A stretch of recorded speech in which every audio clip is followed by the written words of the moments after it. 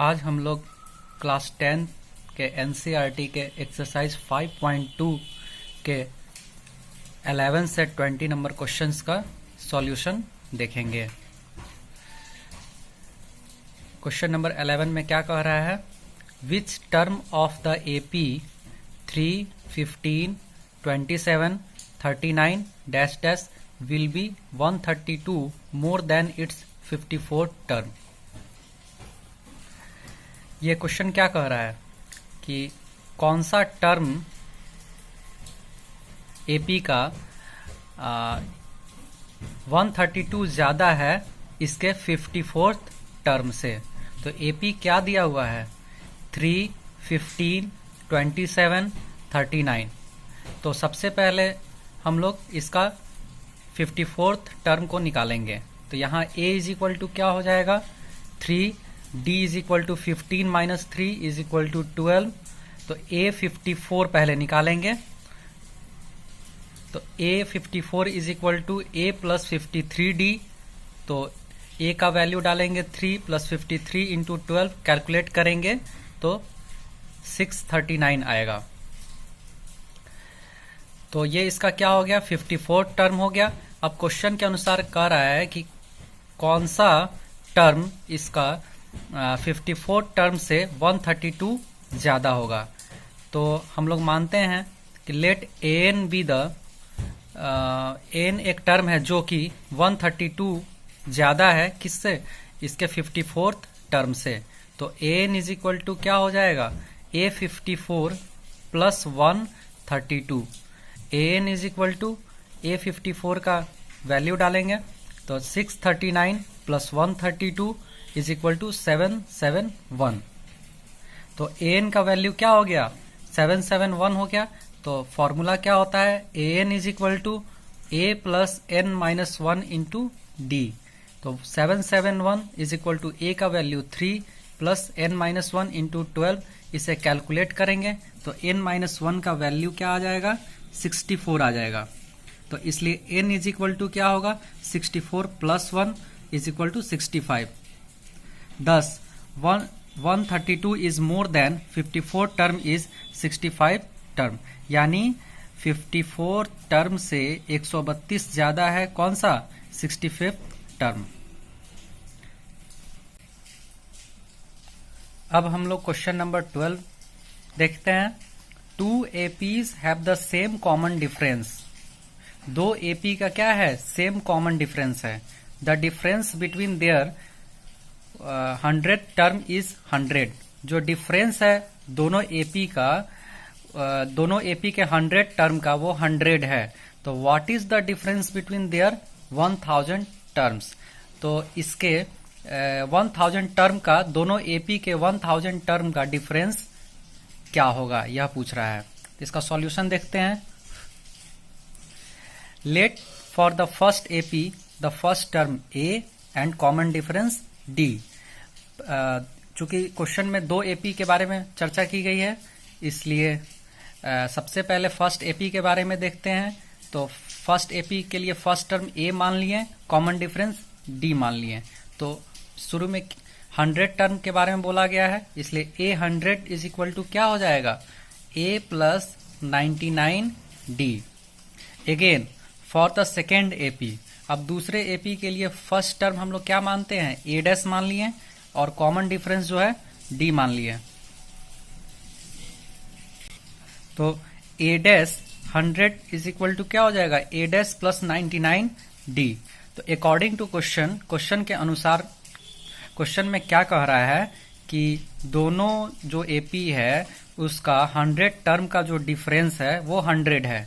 That means a 100 minus a dash 100 is equal to 100। तो a 100 को हम लोग क्या लिख सकते हैं? a plus 99d minus a dash 100 को क्या लिख सकते हैं? a dash plus 99d is equal to 100। तो इसे कैलकुलेट करेंगे तो क्या हो जाएगा? a minus a dash is equal to 100 आ गया। इसको हम लोग इक्वेशन 1 ले लिए। फिर क्वेश्चन में कह रहा है क्या कि what is the difference between their 1000 term. तो अब हम लोग 1000 टर्म का हम लोग देखते हैं। तो let a 1000 minus A dash 1000 is equal to X, तो ए 1000 को क्या लिख सकते हैं, A plus 999 D minus A dash plus 999 D is equal to X मान लिए। तो ए प्लस इसे कैलकुलेट किए तो क्या हो जाएगा, a minus A dash is equal to x हो गया। तो चूंकि a माइनस ए डैश का इक्वेशन 1 में क्या वैल्यू आया है, 100 आया है, इसलिए a माइनस ए डैश के जगह हम लोग 100 रख दिए is equal to x from equation 1 से। इसलिए the difference between the 1000 terms is 100। इसलिए दोनों एपी के 1000 टर्म का डिफरेंस भी क्या हो जाएगा, 100 हो जाएगा। नेक्स्ट हम लोग 13 नंबर क्वेश्चन को देखते हैं। How many 3 digits number are divisible by 7। 3 digit numbers कितने 3 डिजिट्स नंबर जो है वो 7 से डिविजिबल है। तो first 3 digit number divisible by 7 is 105, यानी 3 डिजिट नंबर कहाँ से शुरू होता है, तो 100 से, और लास्ट कहाँ होता है 999, यानी 999 तक।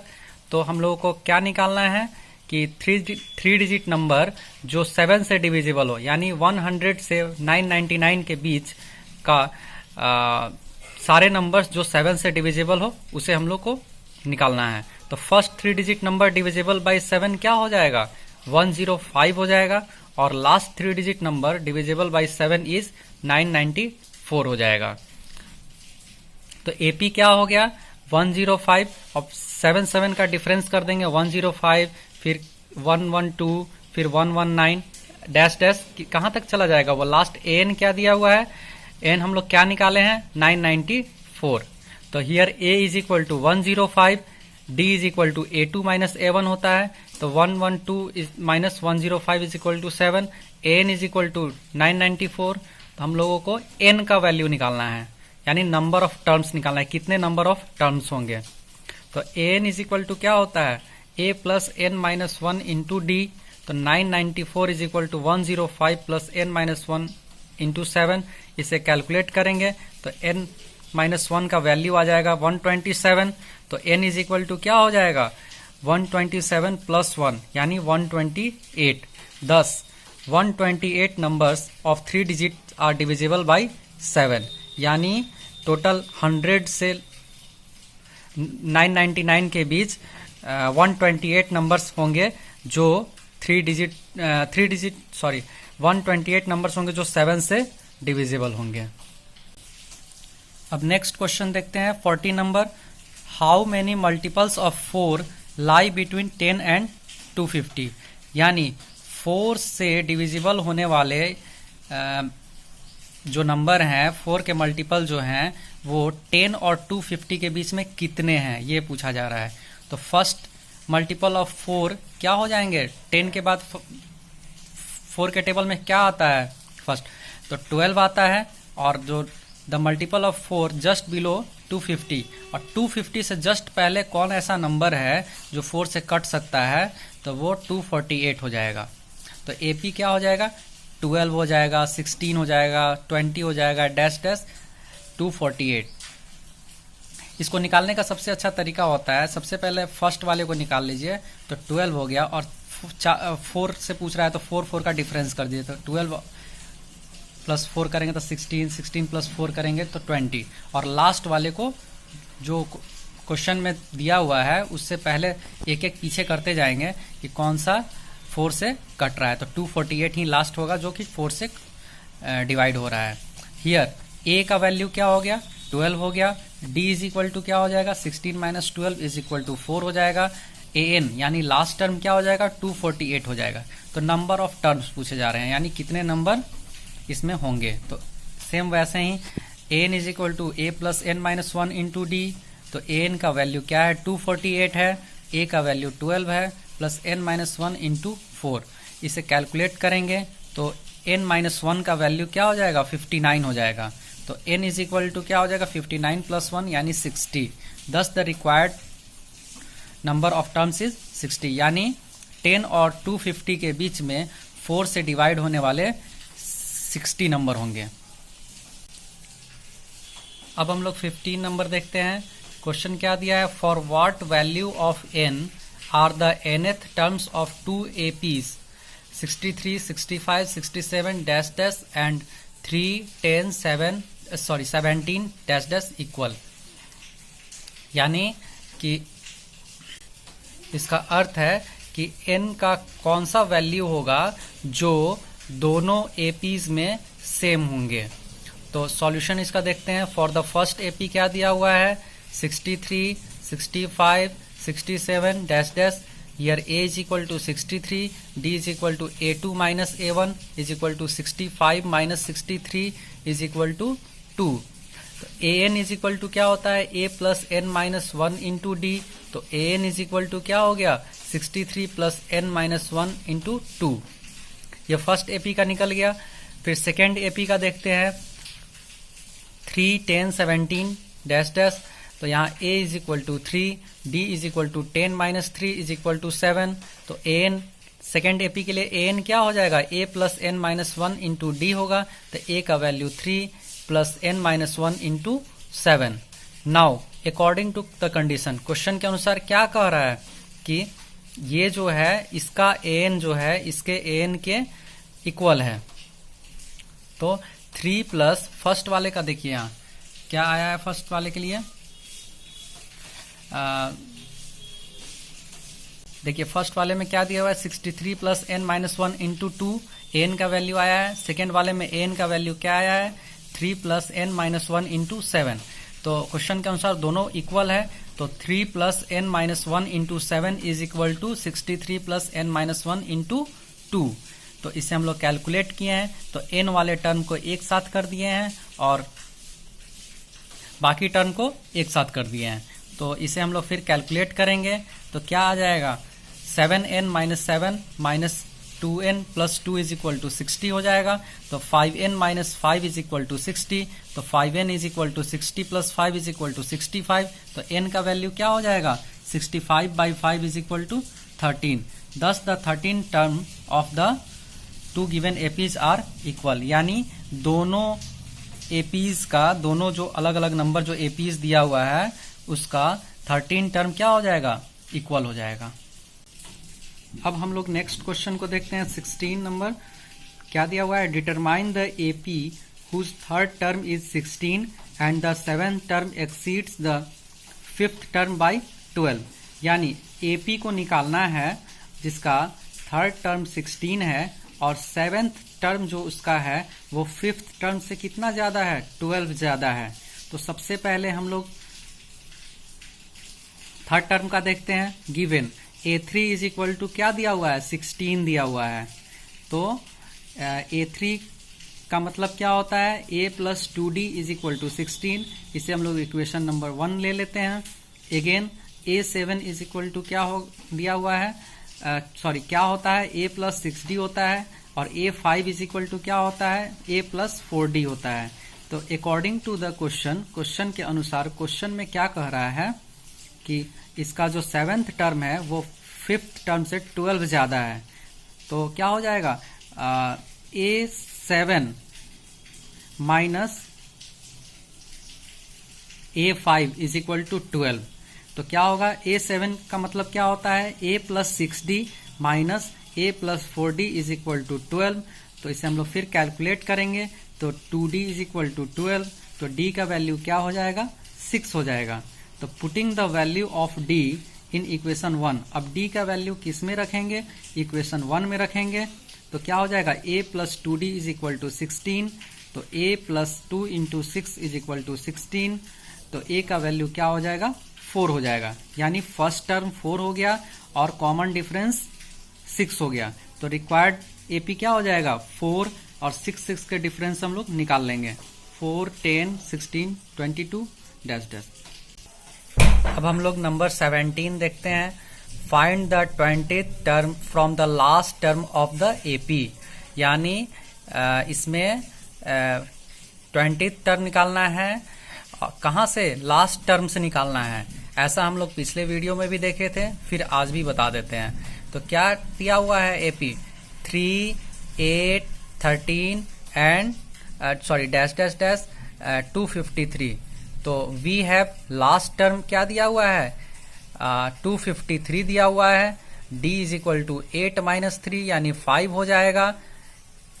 Since the nth term before the last term is given by, ये फॉर्मूला आप लोग याद कर लीजिएगा। ये सिर्फ जब लास्ट टर्म से पूछेगा तभी इस फॉर्मूला का यूज कीजिएगा। क्या होता है l minus n minus 1 into D. तो we have 20th term from the last term क्या हो जाएगा l माइनस n का वैल्यू क्या है यहाँ 20 कह रहा है, यानी 20 माइनस 1 इंटू डी का वैल्यू 5। तो l का वैल्यू डालेंगे 253 माइनस 19 इंटू 5, इसे कैलकुलेट करेंगे तो क्या हो जाएगा 158, इसका आंसर हो जाएगा। अब हम लोग 18 नंबर क्वेश्चन को देखेंगे। The sum of the 4th and 8th term of an AP is 24। जो सम है किसी एपी का, इसका 4th और 8th टर्म का सम क्या है 24 है। And the sum of the 6th and 10th term is 44। और इसके 6th और 10th टर्म का सम क्या है 44 है। Find the first 3 terms of the AP, इसके फर्स्ट 3 टर्म्स को निकालना है। तो given A4 plus A8 question के अनुसार, यानी चौथे टर्म और 8वें टर्म का जो सम है वो क्या हो रहा है 24 हो रहा है। तो A4 को हम लोग क्या लिख सकते हैं A plus 3D plus A8 को क्या लिख सकते हैं A plus 7D is equal to 24। तो इसे कैलकुलेट करेंगे तो 2A plus 10D is equal to 24, A plus 5D is equal to 12 हो जाएगा। ये इक्वेशन नंबर 1 कर लिए हैं, इसमें 2 को कॉमन ले लिए हैं और तब ये A plus 5D is equal to 12 हो गया है। फिर क्वेश्चन में क्या कह रहा है कि इसका 6 टर्म और 10 टर्म्स का जो सम है वो 44 है। तो A6 plus A10 is equal to 44। तो A6 का मतलब क्या होता है A plus 5D plus A plus 9D is equal to 44। फिर इसे कैलकुलेट करेंगे तो A plus 7D is equal to 22 हो जाएगा। तो इक्वेशन 1 और 2 को ले लेंगे, फिर हम लोग एलिमिनेशन मेथड से D और A का वैल्यू निकालेंगे। तो क्या हो जाएगा, यहाँ पर हम लोग फिर कैलकुलेट किए हैं तो D का वैल्यू 5 हो जाएगा। और फिर जो D का वैल्यू है, putting the value of D in equation 1, D का वैल्यू इक्वेशन 1 में रखेंगे तो A का वैल्यू क्या हो जाएगा A का वैल्यू माइनस 13 आ जाएगा। तो इसलिए यहाँ फर्स्ट टर्म क्या हो गया माइनस 13 हो गया और कॉमन डिफरेंस क्या हो गया 5 हो गया। तो AP क्या हो जाएगा माइनस 13, फिर 5 के डिफरेंस से करेंगे तो माइनस 8 हो जाएगा, फिर माइनस 3 हो जाएगा। ये इसका आंसर हो जाएगा। नेक्स्ट हम लोग क्वेश्चन नंबर 19 को देखते हैं। क्वेश्चन कह रहा है Subba Rao started work in 1995। Subba Rao जो है वो किसी काम को 1995 में स्टार्ट किए हैं at an annual salary of ₹5000। उनका एनुअल सैलरी क्या है 5000 है। And received an increment of ₹200 each year. और उनका हर साल जो इंक्रीमेंट हो रहा है वो 200 रुपए हर साल बढ़ रहा है। तो in which year did his income reach ₹7000। तो किस साल उनका जो इनकम जो है वो 7000 रुपए हो जाएंगे। तो here A is equal to क्या है 5000, जो कि शुरुआत कर रहे हैं उस समय उनका सैलरी 5000 है।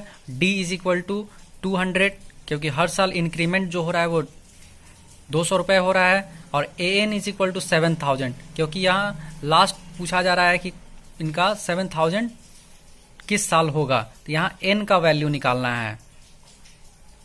तो AN is equal to A plus N minus 1 into D, इसका वैल्यू पुट करेंगे। AN का value 7000 plus 5000 plus N minus 1 into 12। तो इसे कैलकुलेट करेंगे तो N माइनस 1 का वैल्यू 10 आ जाएगा। तो N का वैल्यू क्या हो गया 10 प्लस 1 11। दस हिज इनकम बिकम्स 7000 इन 11th ईयर। यानी इनका 11 साल के बाद इनका इनकम क्या हो जाएगा 7000 रुपए हो जाएगा। यानी शुरू किए हैं 1995 से, तो इनका 1995 से शुरू किए हैं तो इनका इसमें 11 ईयर ऐड कीजिए तो क्या हो जाएगा 2006। यानी इनका 2006 में इनका सैलरी 7000 हो गया।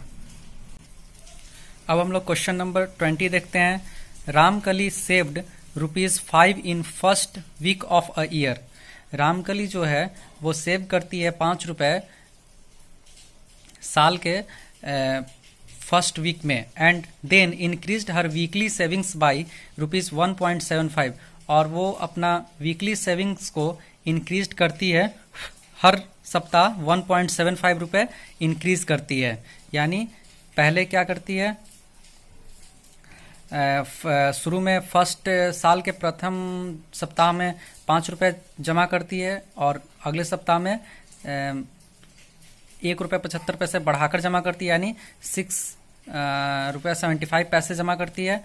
If in the nth week, वो nth वीक के बाद हर वीकली सेविंग्स बिकम 20.75, यानी n वीक के बाद उनका कितना हो जा रहा है जमा करने का, वो ₹20.75 जमा करती है। तो फाइंड n, यानी कितने वीक्स के बाद उनका जो सेविंग्स होगा वो ₹20.75 हो जाएगा। तो a इज इक्वल टू क्या है, यहाँ 5 है, d इज इक्वल टू 1.75, और an यहाँ लास्ट टर्म क्या है 20.75। फिर हम लोग वैल्यू पुट करेंगे, an is equal to a plus n minus 1 into D. तो an का वैल्यू क्या है 20.75 is equal to 5 plus n minus 1 into 1.75। इसे कैलकुलेट करेंगे तो n माइनस 1 का जो वैल्यू आएगा वो 9 आ जाएगा। तो n का वैल्यू क्या हो जाएगा 9 प्लस 1 यानी 10। दस the required number of weeks is 10, यानी उन 10 वीक्स के बाद उनके जमा करने का जो अमाउंट होगा वो 20.75 रुपीज होगा। इस तरह से एक्सरसाइज 5.2 कंप्लीट हुआ।